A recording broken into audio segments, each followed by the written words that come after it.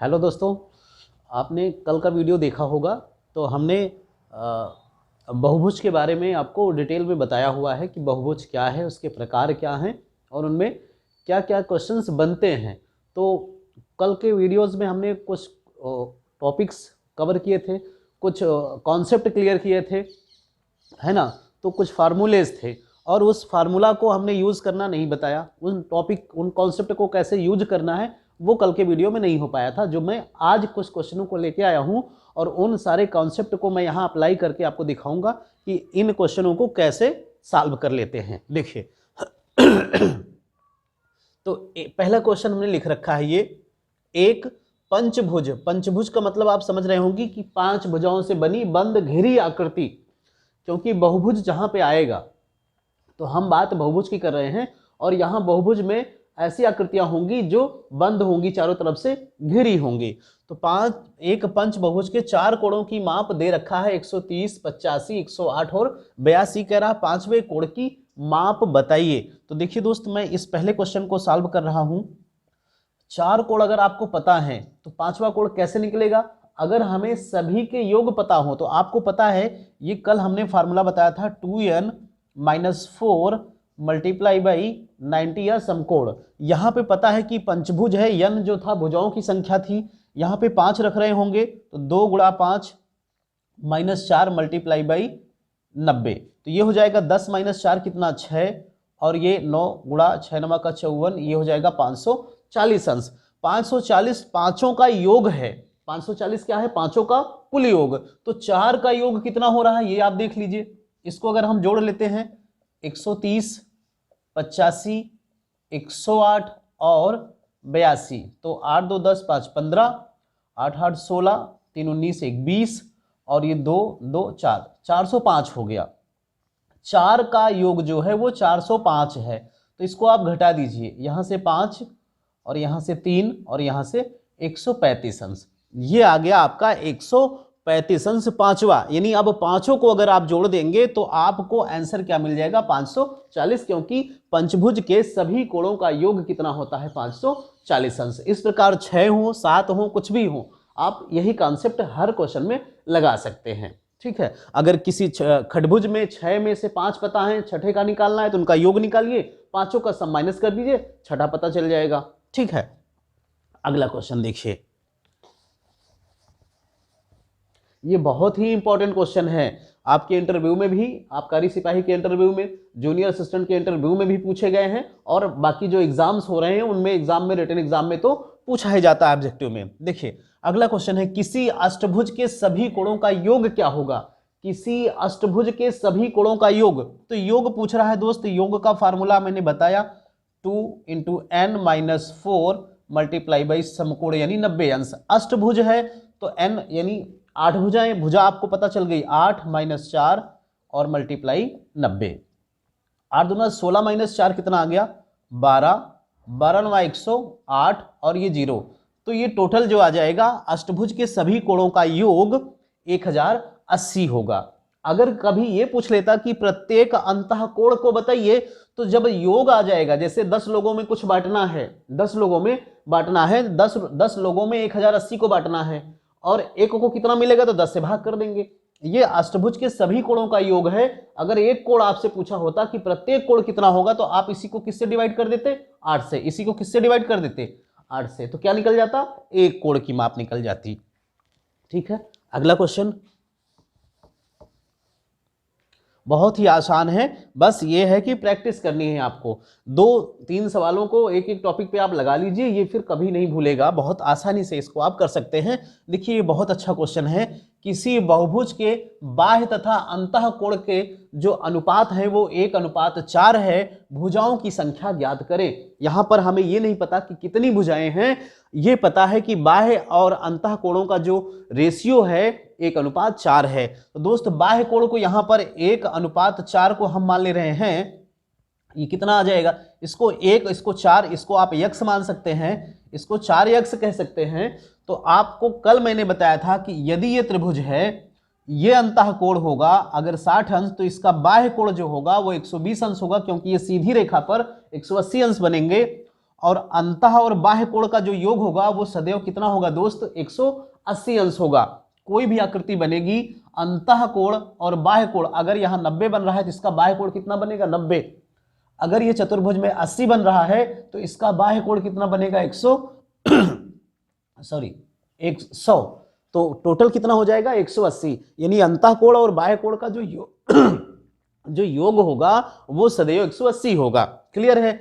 अब देखिए, तो यहां से आप कह सकते हैं 4 और 1 5, 5 आप चाहो तो x के रूप में मानो या ऐसे ही मान लो कि ये 1 भाग और 4 भाग, कितने भाग हो गए, 5 भाग।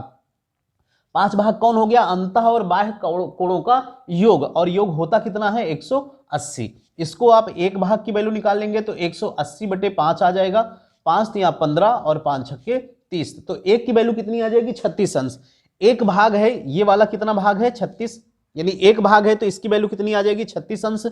और ये बाह्य कोण, ये कह रहा है कितना, अंतः कोण। बाह्य कोण 1 है और अंतः कोण कितने हो जाएंगे, तो ये अंतः कोण दे रखा है आपको, अंतः कोण यहां दे रखा है 36 चौको, तो आप निकाल लेंगे, ये आ जाएगा। अब पूछा है भुजाओं की संख्या, तो दोस्त आपको पता है कि एक बाह्य कोण, इसका देखिए एक बाह्य कोण कितना है, 36 अंश। आपको कितनी बार ये एकदम क्लियर होना चाहिए कि बाह्य कोण जो भी होंगे, यहां पर अगर 80 आएगा तो यहां 100 होगा, ये सब जो भी होंगे इनका सबका योग, जैसे ये 60 है तो ये 120, ये 120, ये 120, तो 12 या 36। बाह्य कोणों का योग सदैव 360 अंश होता है। क्या होता है, बाह्य कोणों का योग, बाह्य कोणों का योग सदैव, आप ये याद कर लें, सदैव क्या होगा, 360। चाहे वो त्रिभुज हो, चतुर्भुज हो, पंचभुज हो, खंडभुज हो, कुछ भी होगा, बाह्य कोणों का योग कितना होगा, सदैव 360। अब बताओ भाई, सबके मिलाकर के 360 है और एक की वैल्यू कितनी है, 36। अगर इसको 36 से डिवाइड कर देंगे तो कितने लोग हैं ये पता हो जाएगा। एक के पास 36 है, कुल के पास 360 है, तो कितने लोग हैं, 10 लोग हैं। यानी यहां पर भुजाओं की संख्या कितनी पता चल जाएगी, 10। क्लियर हो गया। देखिए अगला क्वेश्चन,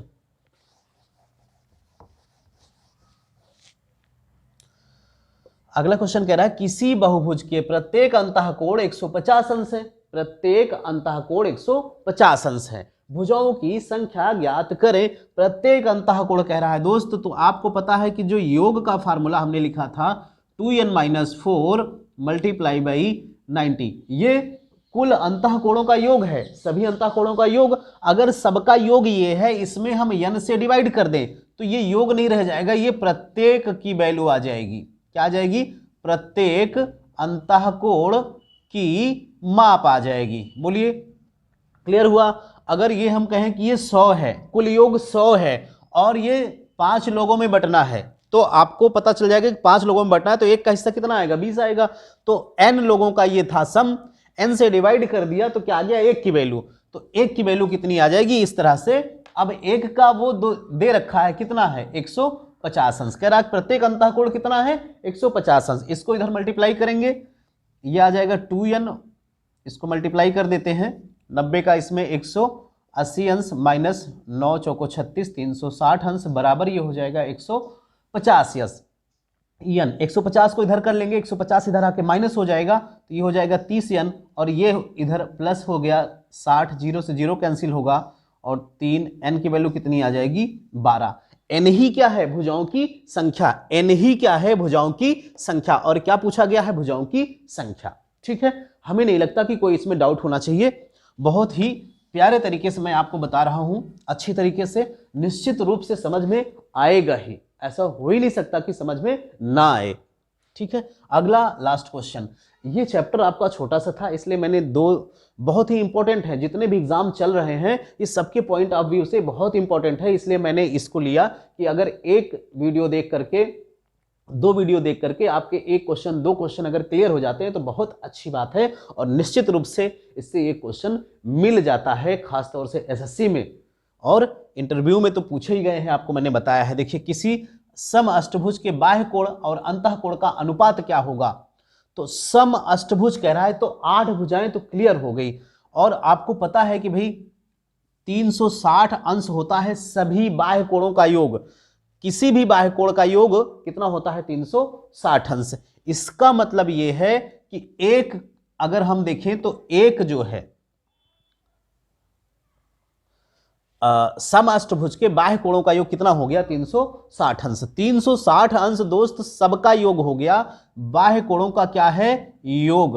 अब अष्टभुज है यानी 8 भुजाएं हैं, तो 8 से भाग करेंगे तो एक की वैल्यू आ जाएगी, तो ये कितने पे जाएगा 8 चौको 32 और 8 पंजे 40। तो एक बाह्य कोण की जो माप आ जाएगी, बाह्य कोण की माप कितनी आ जाएगी दोस्त 45 अंश।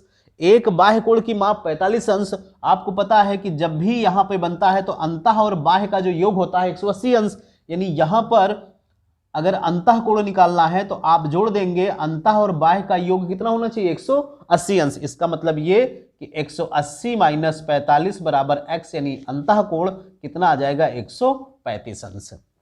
वेरी सिंपल, ठीक है। बहुत ही इंपॉर्टेंट क्वेश्चन है, बहुत ही अच्छे क्वेश्चन है, बहुत ही मजेदार क्वेश्चन है। इनको आप लगाओगे अच्छा लगेगा, ये ऐसा नहीं है कि आपको समझ में ना आए, ठीक है। फिर भी कहीं कोई डाउट होता है तो आप हमें कमेंट में बताएं, जहां भी दिक्कत होगी मैं उसको रिजॉल्व करूंगा।